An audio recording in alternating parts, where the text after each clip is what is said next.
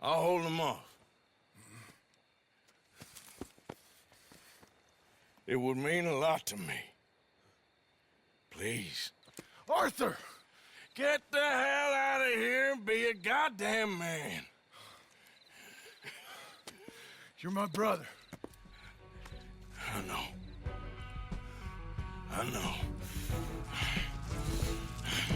You've seen this game, you've heard about it, and you've played it, but if you haven't, I am now formally requesting you to do a backflip from your device. Go to your PetSmart, Kmart, wherever you get your game, and experience this masterpiece of a video game that will change your life. It might go without saying, but I have to warn you that there will be major spoilers for this game, and it is not worth it to miss out on this experience. Go play it first. I'm gonna spoil it right now. 3, 2, 1. Dutch is secretly SpongeBob.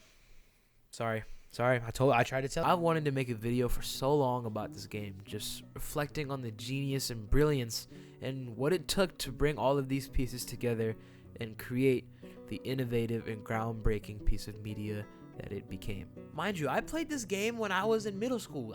This is what I look like in middle school. I was a dumb kid, but this game still haunts me to this day, and I can't understand why. So I want to try and make a video or some sort of attempt at analysis to understand why it still haunts me to this day. I'm visiting back home from school right now, so I haven't had a lot of time to play as many games as I want. So in my short time back home, I was like, you know what, let me boot up PlayStation real quick, play something or relive some sort of nostalgia before I have to go back to the dread that is seeking an education. It's the worst thing ever. So I launched my favorite game of all time, Red Dead Redemption 2. Upon loading Red Dead Redemption 2, I saw that I have a save file stuck in Chapter 6.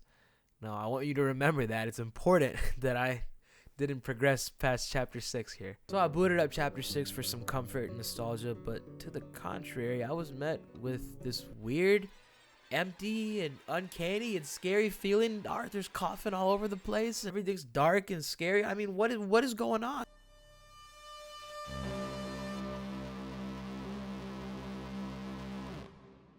What kind of place is this?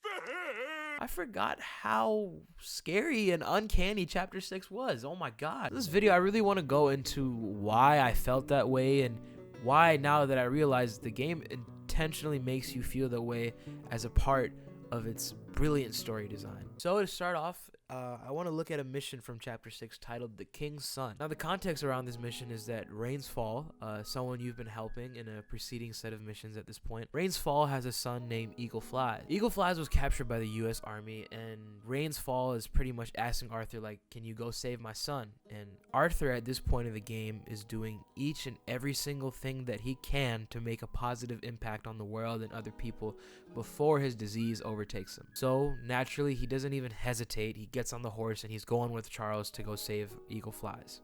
What happens if the eagle doesn't fly?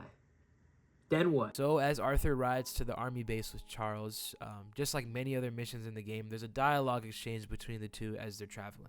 You know, this wouldn't have happened if it wasn't for Dutch. Charles is furious with Dutch, who at this point has completely shifted personalities into a manipulative and controlling monster. Somebody that's a lot more resemblant of who we know him as in the first Red Dead Redemption rather than who we knew him as in the beginning of the second game. So when I was playing this yesterday and Charles said that, I kind of expected Arthur to share the same sentiment and join in on blaming Dutch for what's going on. But to my surprise, Arthur said this. It ain't just on Dutch.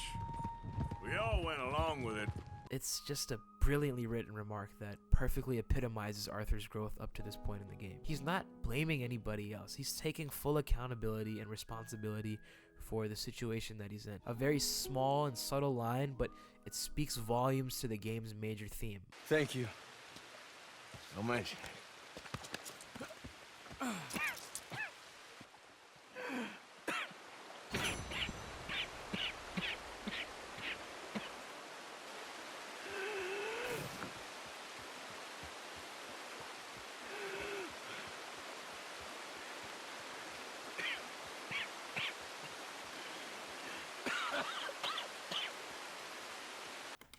This part of the game's story arc is uncomfortable for me to play, particularly because of how unfortunate and unforgiving the reality of the situation is. At this point in the game, so many people have died, and it's as if they've taken the happiness and joy with them. There's no more lighthearted exchanges at camp. No one's really in the mood, to be honest. People are coming to Arthur only to ask him what's gonna happen in fear. There's no more singing back at camp anymore. Well, except for this.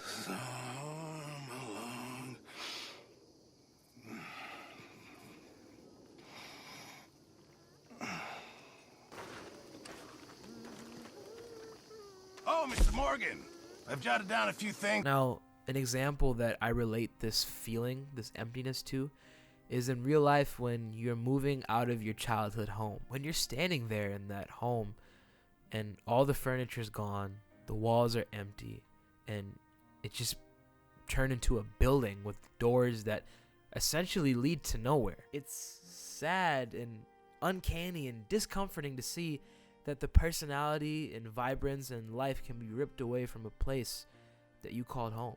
I have this terrible habit of mine where I never let Arthur get past chapter 6. I just can't. I cannot let him progress to that part of the game knowing what's coming for him. But I realize now, though, that by doing that, I'm missing the whole point of the game. It's called Red Dead Redemption. It's not called Red Dead. Nah, don't worry about it, man. You go ahead, beat up this guy. He has a disease, but that's okay. Go ahead, go to Tahiti, have some mangoes. What's the big deal? It's not fair to Arthur to keep him here. It's not fair to keep him in this purgatory of not being able to redeem himself. I know it's a game, it's not real, but what I'm trying to draw out from this is the larger illustrative theme that I think we can apply to ourselves personally. I'm trying to speak to the larger lesson that I think we can learn from this uneasy and uncomfortable part of the story. And that lesson, I believe, is that you have to move on. It's easy to stay where it's comfortable. Just like it's easy to stay in chapter 2, you know, where everyone's alive, people are having fun, and it's lighthearted. But how could you, and I mean you personally, how could you or Arthur ever get the chance to grow if you never let yourself go?